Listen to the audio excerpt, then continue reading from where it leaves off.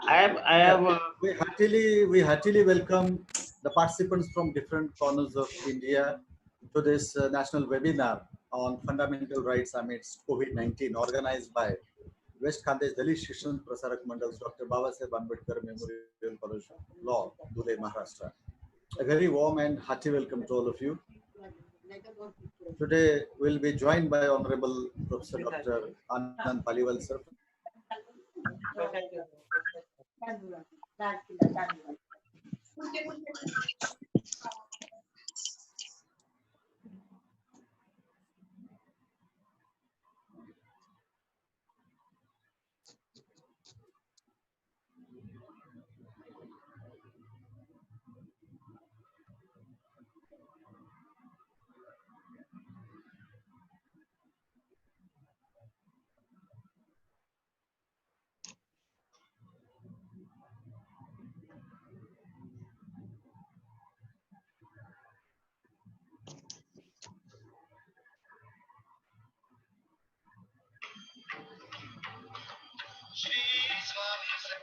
Yes, sir. Hello. Yes, sir. Yes, sir. I got disconnected for some time because of the internet problem.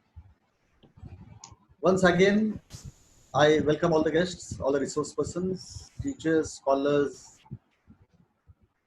teachers from different corners of India to this national webinar organized by Dr. Babasaheb Ambedkar Memorial College of Law, Dhule, Maharashtra. The webinar is on fundamental rights amidst COVID-19. We find that COVID has become a very dangerous thing for us. It's a very, very dangerous pandemic. And we all have been suffering because of that. We find that amidst this, are there problems with our fundamental rights? Are they respected or not? To incorporate such things in our webinar in order to contemplate over that and have discussions on this. We have Honorable Dr. Anand Paliwal sir from Udaipur. At the outset, I request all the participants to mute their audio and also video. Only the panelists, Honorable Professor Dr. Anand Paliwal sir, our Chairman sir, our Honorable Principal Vijay Veeram sir, only they will keep their audio and video on right now. Please keep your audio muted so that there won't be any disturbance. Once again, on behalf of Dr. Babasaheb Ambedkar Memorial College of Law, a very warm and hearty welcome to you to this national webinar on fundamental rights amidst COVID-19. Dear friends, ours is a college which is located in Dhule district. It has been the first college in the district to impart legal education to the needy through very, very young, experienced and smart teachers and very, very competent non-teaching staff. And we proudly that our many students have become judges, senior lawyers, and experts in various fields.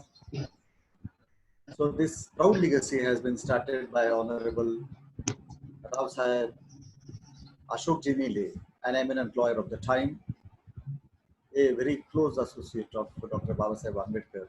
We only call him Babasaheb of Khandesh, that is North Maharashtra. So it is the legacy, it is the college which began on the advice of Dr. Babasaheb Ambedkar, and that's why the name of our college is in the memory of Dr. Babasaheb Ambedkar. It is Dr. Babasaheb Ambedkar Memorial College of Law, Dhule. And we have been trying to enlighten people because ignorance of law is not an excuse, and that's why we are trying to awaken people through different legal literacy camps, different programs, and today is the national webinar in that context only. We find that COVID-19 has brought so many challenges and problems, and we find crowds of people walking on highways and roads, going back to their native places, leaving their jobs because there is lockdown. Amidst this, we find that there are so many problems coming up, whether the fundamental rights are ensured or not, whether they are respected or not, whether they are really observed or not. That is a problem today. And hence, we have organized this national webinar to discuss these issues.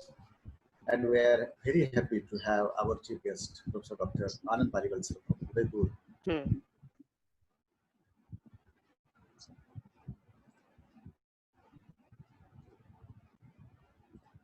Our principal, Dr. Vijay Bahiram sir, is going to deliver the introductory talk. He is going to introduce the program to you. And we have got very good response from different corners of India. We are very much thankful to all of you, all the participants, for joining us through this virtual platform.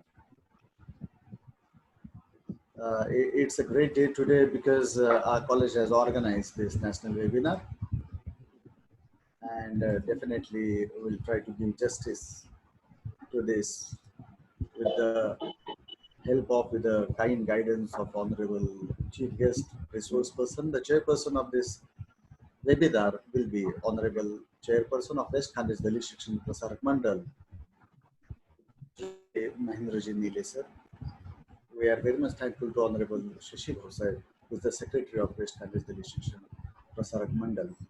So dear friends, I welcome you all, and I request our Honorable Principal, Dr. Vijay Bahiram sir, to give the introductory remarks of this webinar. Over to you, sir. Good morning, all dear participants. Very good morning to all of you.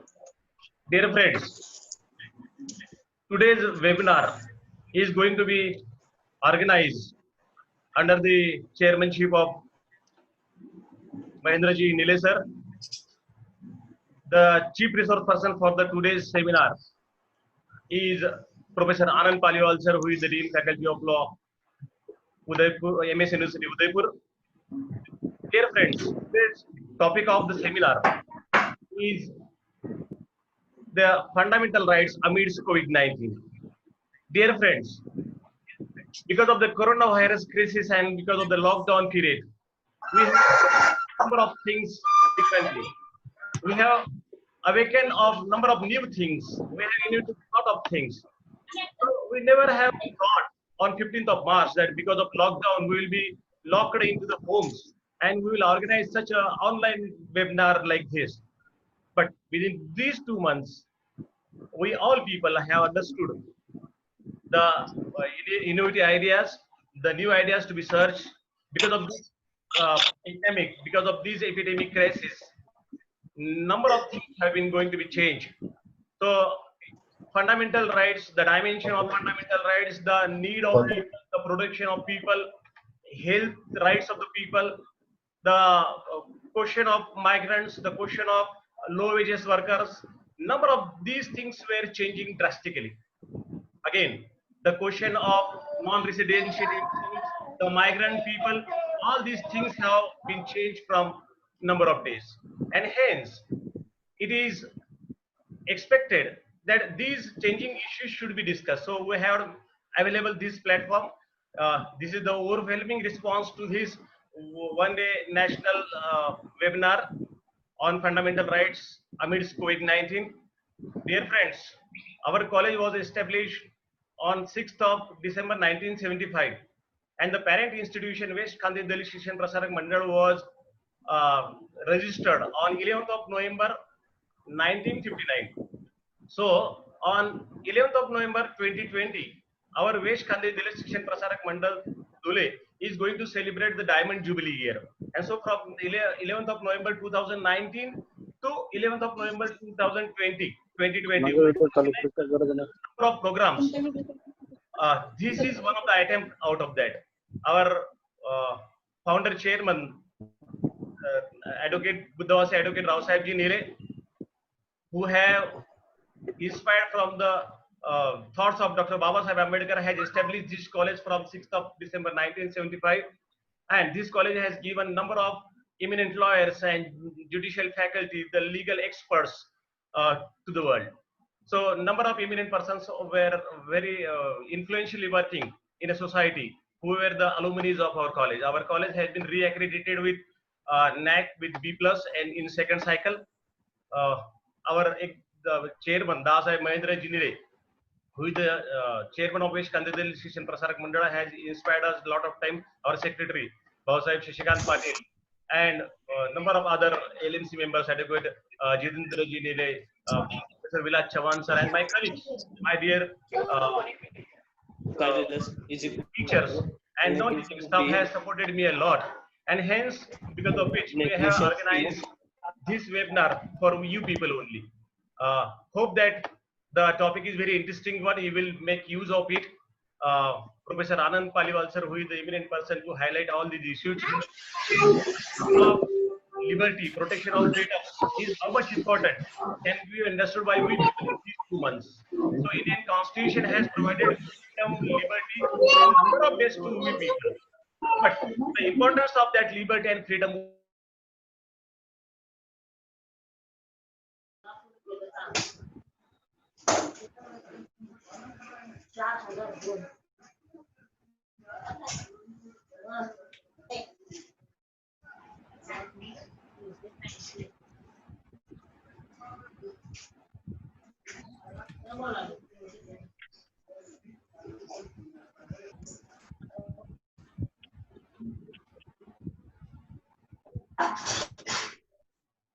I request honorable member. Dr. Sabri sir, you please join. Yes, sir. Yes. Thank you, sir.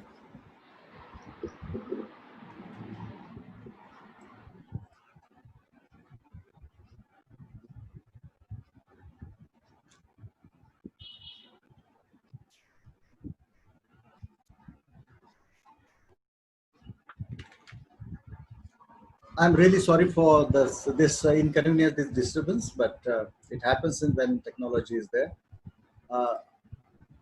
I request Honorable Paliwal sir to continue his speech. I'm really sorry to the participants and Honorable Paliwal sir for disturbing you in between.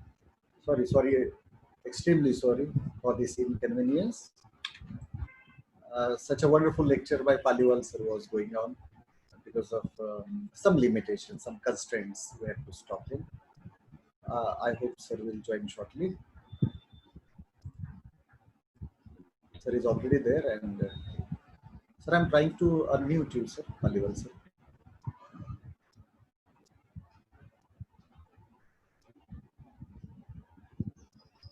Shall I continue, Dr. Vaibhav? Sir, please. And sorry for the disturbance and inconvenience. No, it's not your problem. It's a technical problem, and we all know the limitations of using this Zoom app. So I think, rather I should appreciate your efforts, how you have managed this webinar by parallel having two Zoom sessions. So again, I welcome all the participants, and I also appreciate their patience hearing me for this lecture, and I think I can serve the purpose. What I think is related to this present crisis, I would try to incorporate the same in my lecture. So I was saying that beside the fundamental rights, I have also introduced certain articles of the directive principles, and there is quite a relevancy for the same, why I have put these articles here.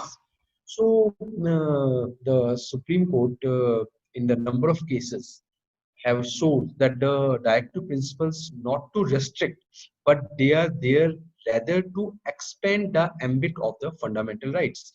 The theme that fundamental rights are but a means to achieve the goals indicated in the directive principles, and that the fundamental rights must be construed in the light of the directive principles has been advocated by the Supreme Court time and again. Thus, the integrative approach towards fundamental rights and directive principles, so that both should be interpreted and read together, has now come to hold the field. It has now become a judicial strategy to define the scope and ambit of the fundamental rights along with the directive principles. And the directive principles have been used to broaden and to give depth to certain fundamental rights and to imply some more rights therefrom for the people over and above what are expressly stated in the fundamental rights. Directive principles are regarded as a dependable index of public purpose. Therefore, I think it is relevant here to relate certain directive principles which are very much related to the present pandemic conditions in which we are talking about the role of the fundamental rights. So there is one latest case also by the Supreme Court of India, in which the Supreme Court has stated that where the court finds on being moved by an aggrieved party or by public spirited individual or social action group that the executive is remiss in discharging its obligations under the constitution or the law, so that the poor and the underprivileged continue to be subjected to exploitation and injustice, or are deprived of their social and economic entitlements, or that social legislation enacted for their benefit is not being implemented, and thus depriving them of the rights and benefits conferred upon them, the court certainly can and must intervene and compel the executive to carry out its constitutional and legal obligations. No doubt, the court said that the court cannot even indirectly require the executive to introduce a particular legislation or the legislature to pass it, or assume to itself a supervisory role over the law-making activities of the executive and the legislature.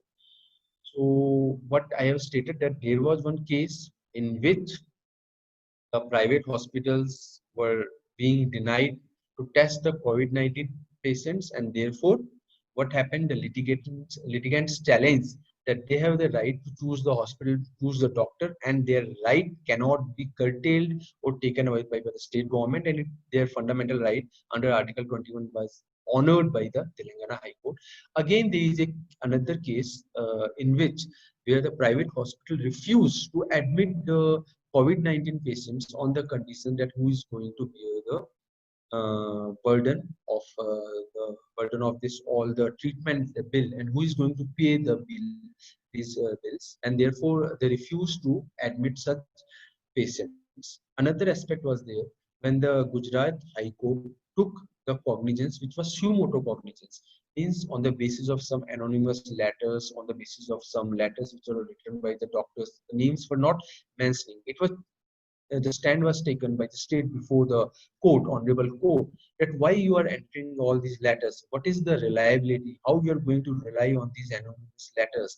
The doctor's names is not mentioned, and the conditions, it is stated that the condition of treatment is not proper, and the private hospitals are not cooperating, and therefore why the court in itself is taking all the stand when the anonymity is there, when the person who has stated the name is not clear, then why such importance is being given to all these factors. But again, here the court emphasized on the fundamental rights of all the peoples, and they say, and they quote from the Bandhua Mukti Morcha case, that the poor and the disadvantaged cannot possibly produce relevant material before the court in support of their case, and equally where an action is brought on their behalf by a citizen acting pro bono public, it would be almost impossible for him to gather the relevant material and place it before the court. What is the Supreme Court to do in such a case?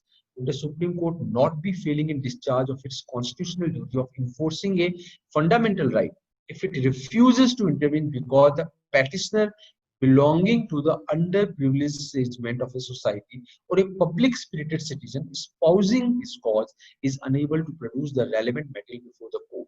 If the Supreme Court were to adopt a passive approach and decline to intervene in such a cases because relevant matter has not been produced before it by the party seeking its intervention, the fundamental right would remain merely a teasing illusion so far as the poor and disadvantaged sections of the community are concerned. The Supreme Court also observed that it is for this reason that the Supreme Court has evolved the practice of appointing commissioners for the purpose of gathering facts and data in regard to the complaint of breach of fundamental rights made on behalf of the weaker sections of the society. So here the court, Gujarat High Court, quoting the same from the Bandhua Mukti courts, accept the petition, and we all know that a great relief has been given with the Gujarat High Court to all the patients, to all the migrant laborers, and even directed the state, yes, to waive off the one-way fees, and after that we know that no fees was charged, no traveling amount was taken from the migrant laborers for shifting them to their home places. In 2018 also, one of the very important case of Moolchand Kheratiram Trust is there, in which very relevant portion which suits the present circumstances is there, which has been stated by the Supreme Court. The Supreme Court has stated that the poor cannot be deprived of the treatment by the best physician due to his economic disability in case he requires it. Means here I am quoting this because the stand which was taken by the private hospitals, that who is going to bear the burden of the treatment of the bills. So this case of the Supreme Court has again been quoted, and under the directions of this case judgment, the judgment has been passed by the Honorable High Court. It is the obligation on the medical professionals, hospitals, the state, and all concerned to ensure that such a person is given treatment or not deprived of the same due to poverty. That is what is envisaged in the Constitution also. On the making of a doctor, the state spends and invests a huge amount of public money, and it is the corresponding obligation to serve the needy, and the treatment cannot be refused on the grounds of financial inability of the patient to bear it. It has been observed that nowadays hospitals have 5-star facilities. The entire concept has been changed to make commercial gains. They are becoming unaffordable. The charges are phenomenally high and at times unrealistic to the service provider. The dark side of such hospitals can be illuminated only by sharing obligation towards economical weaker sections of the society. It would be almost inhuman to deny proper treatment to the poor owing to economic conditions. So everyone has a right of standard living, adequate for the health and well-being of himself and for his family, which includes food, clothing, housing, and medical care, and necessary social service, and the right to security in the event of unemployment, sickness, disability, widowhood, old age, or other lack of livelihood in circumstances which are beyond its control.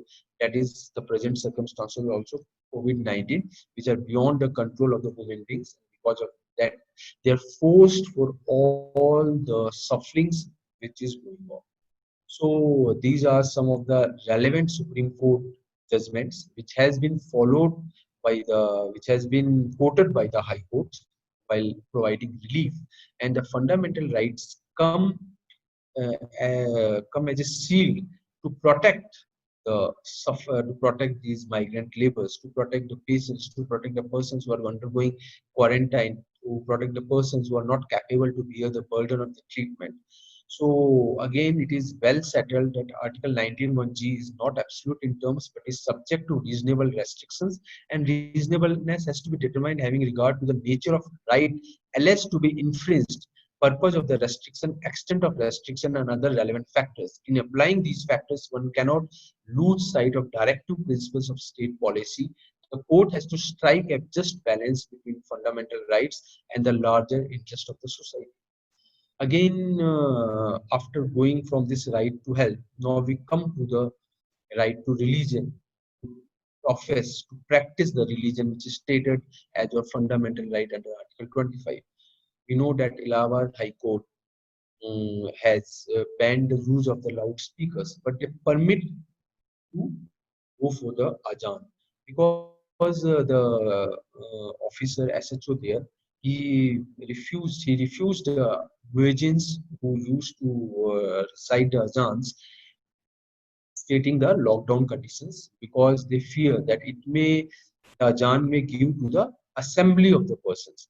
The people may assemble there, but the court say that this Ajahn, recite to Ajahn, is an integral part of the religion, is an essential integral part of the religion. So the SHO by its order cannot restrict, cannot stop the muezzin to recite the Ajahn, though the loudspeaker can be can be denied considering the lockdown circumstances, and also so that the people cannot assemble. So it is one of the factor which I think, considering this pandemic, considering the crisis of this COVID-19, it should be respected. So again, we know that what I have already stated in Article 19, we are having the freedom of speech and expression. But again, the way the social media platform is being used for spreading, for creating a type of anxietiness in the society, for forwarding some messages of the reality of which is unchecked. I think the law which has now been enforced, that it has to be checked whether the matter which is being sent is true or not, and the admins will be liable for all that WhatsApp group. So again, we can say that is a restriction of fundamental right, but this restriction should be respected in the light of the conditions which now is going on.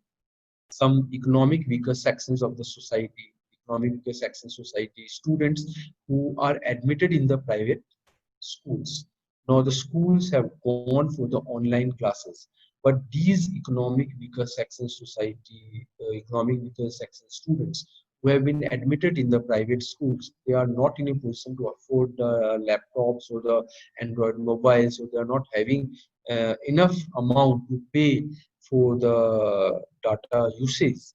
In that case, also the court comes and direct the private schools that it is their duty, because right to education is a fundamental right, and it is the duty which is there on the schools that they should provide all these facilities to the students of the economic weaker sections, so that their right to education, they are not being deprived of their fundamental right, and they keep on continuing their education with the help of all these means, um, uh, and continue to attend the online classes. So again, the concept now which will come is again to right to livelihood. We know that the migrant laborers, they have been forced to move to their home states because of this pandemic and this COVID-19. Again, the way the migrant laborers were moving, there was no facility for their transportation. There were not adequate food, water arrangements for them. There were not adequate facilities for them. What we call at shelter homes were not being made so that they can have a proper rest. So that they can have a proper rest.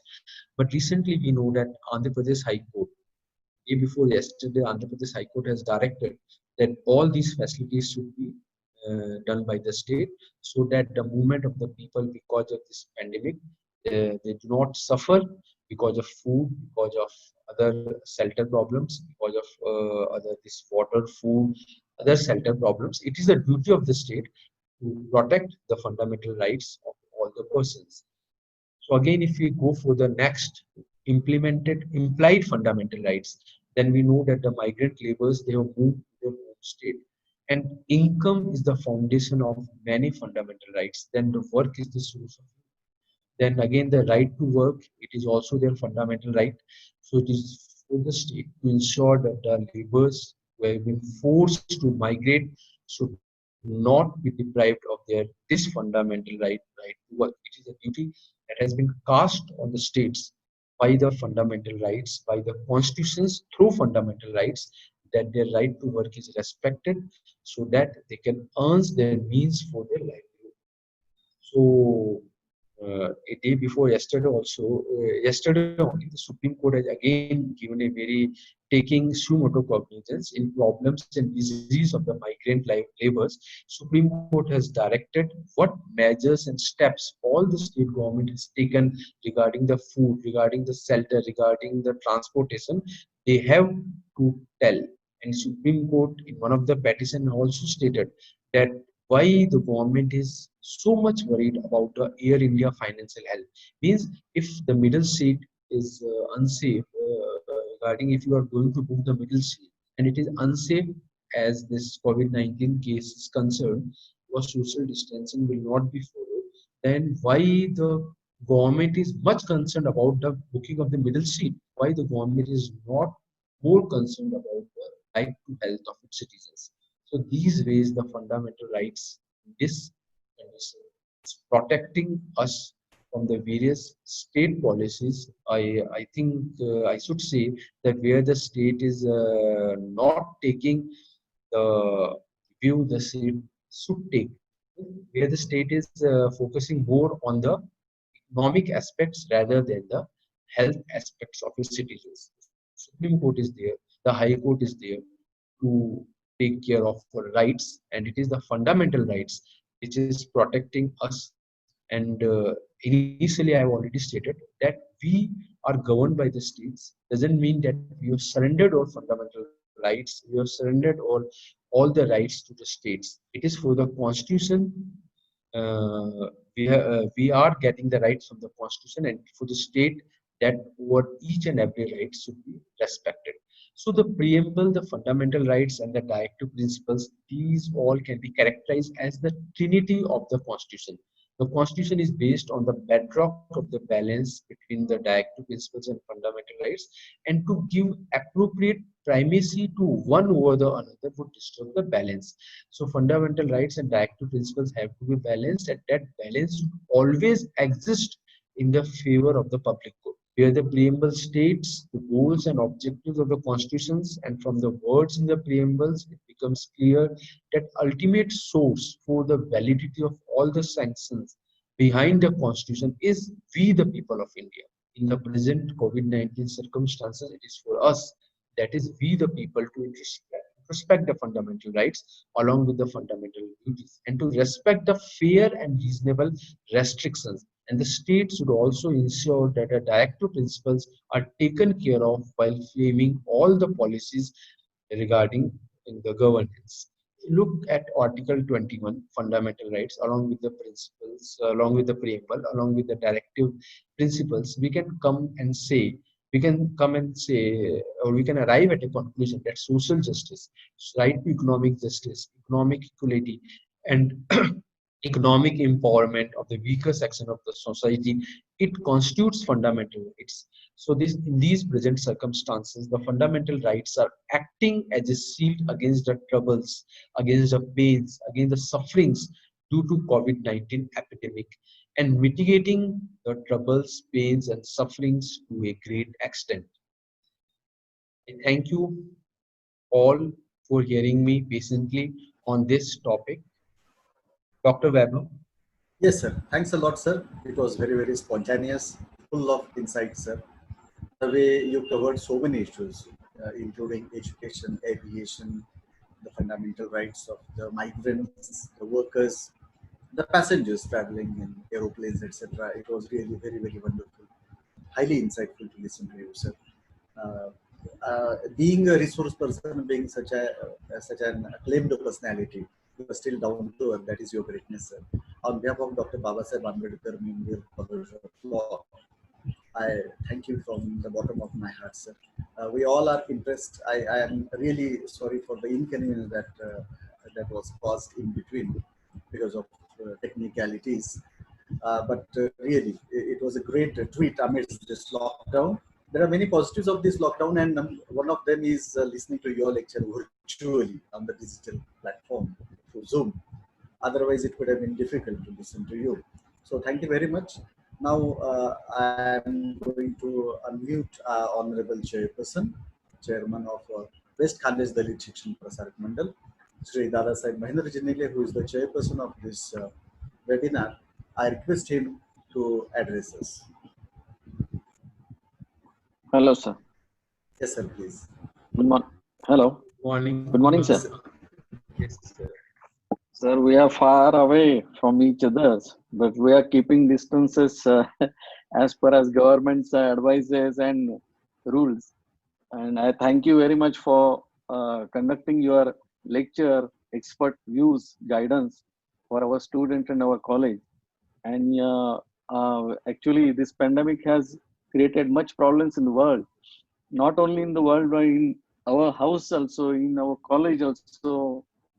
Everyone is facing this problem, and you are taking your time and delivering this lecture for us. I again thank you very much for you and for that. And your guidance was very nice.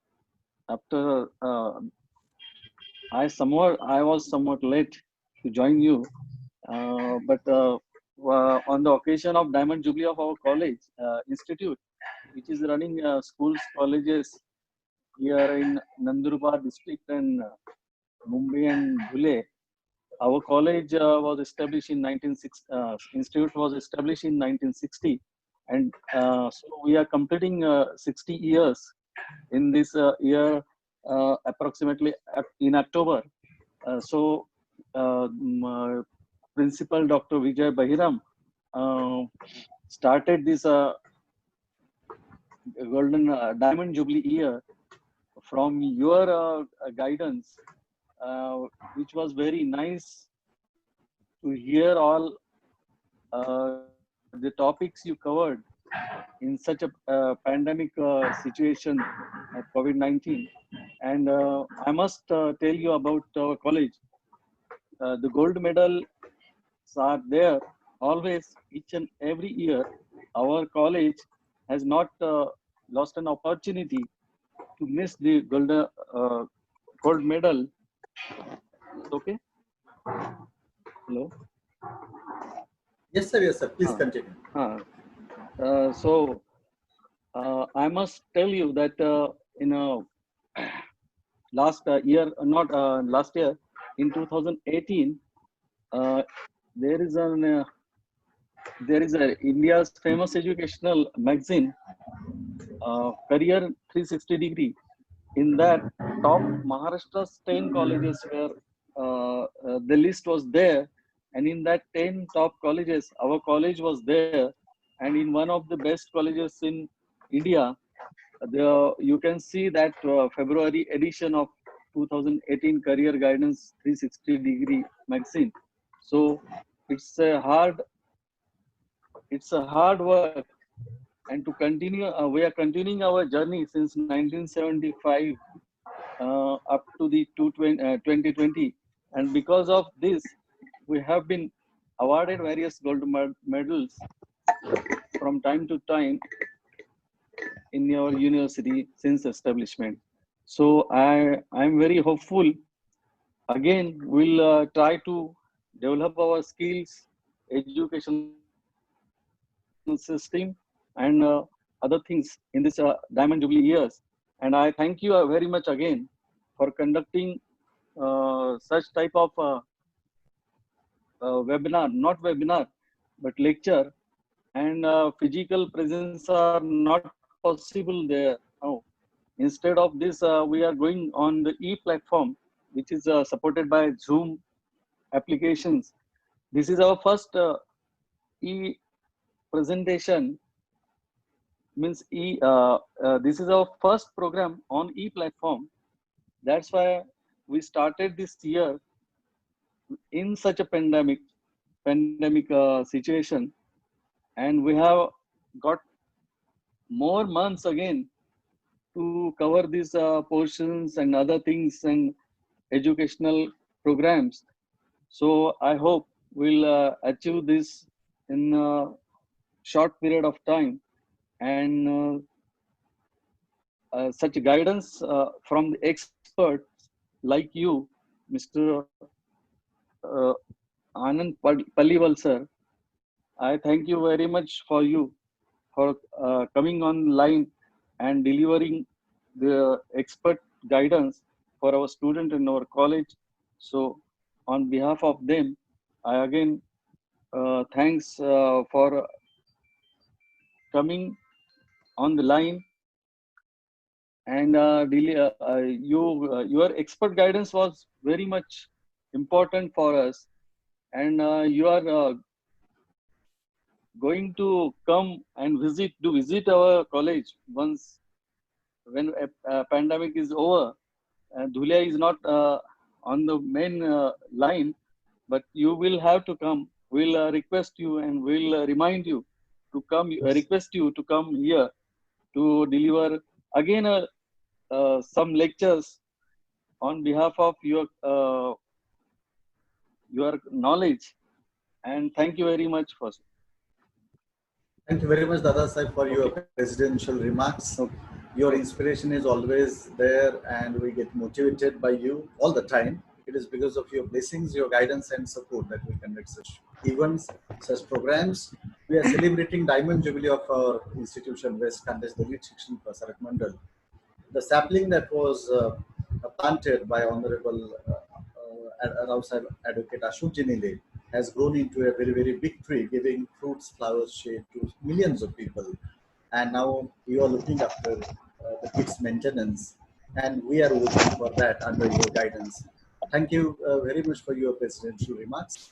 And I thank Dr. Vijay Bahiram sir for taking this wonderful webinar. Now for the vote of thanks, I request my colleague Sajida Sheikh, madam. Thank you, sir. To mark the Diamond Jubilee celebrations of our institute, West Khandesh, Dalit, Shikshan, Prasarak, Mandal, the national webinar was conducted by our college, Dr. Babasaheb Ambedkar Memorial College of Law. I thank Honorable Professor Dr. Anand Paliwal, the Dean of MS University, Jaipur, for his thoroughly researched and enlightening lecture on fundamental rights amidst COVID-19. Thank you so much, sir. And we are full of gratitude towards you. I express my gratitude towards the chairman, Honorable Dadasaheb Mendraji Nile. I also thank our principal, Dr. V.Y. Behram sir, and I must also thank Dr. Vaibhav Sabnis sir for introducing to us to such a dynamic personality.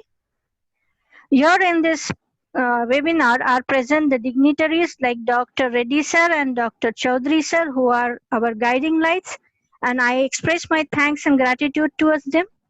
I also thank all the participants. They are dignitaries, they are the professors of law from various institutions from Maharashtra and all the nationwide. Thank you so much. I thank each and everyone for your direct and indirect support. Thank you so much. Over to you, Dr. Vaibhav Sabnis. Thank you very much, madam, for proposing vote of thanks. My words fail to express my thanks to Honorable Paliwal sir, and as our chairman had said, we will definitely invite you soon after the lockdown. This lock has provided many keys, and one of the keys was provided by Honorable Paliwal's lecture. Definitely we'll have more opportunities in future too. I think our principal, Dr. Behram sir, wants to say something. Sir, do you want to say something? Sir, let me unmute you. We both will. I think there is some disturbance from his side. Dear participants, thank you very much for joining us.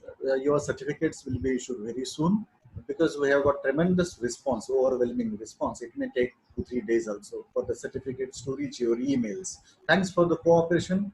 Humble apology for the inconvenience that was caused. It was a great, wonderful day for us because Honorable Paliwal sir guided us on fundamental rights and various aspects have been covered. So I feel that it was a great success, a grand success, a historic webinar. Behram sir, do you want to say something? No, sir, no. Only thanks to Anand Paliwal Okay. sir that he has taken a lot of efforts. And sorry for the inconvenience to the participants and dignitaries. Only I want to say that. But at that time I was on mute. Thanks to Chairman sir, who has also taken efforts to join while the meeting has begun. So thanks to all dignitaries and all the participants. Thank you very much. Have very safe life. Please take care of yourself. Be at home and stay very, very safe. Thanks a lot, everybody. Thanks a lot, Paliwal sir, again, Honorable Dada sir. So we are ending this meeting. We'll organize such events again and we'll definitely invite you. Thanks a lot. Yes, sir. Have a nice time. Thank you. Thank you.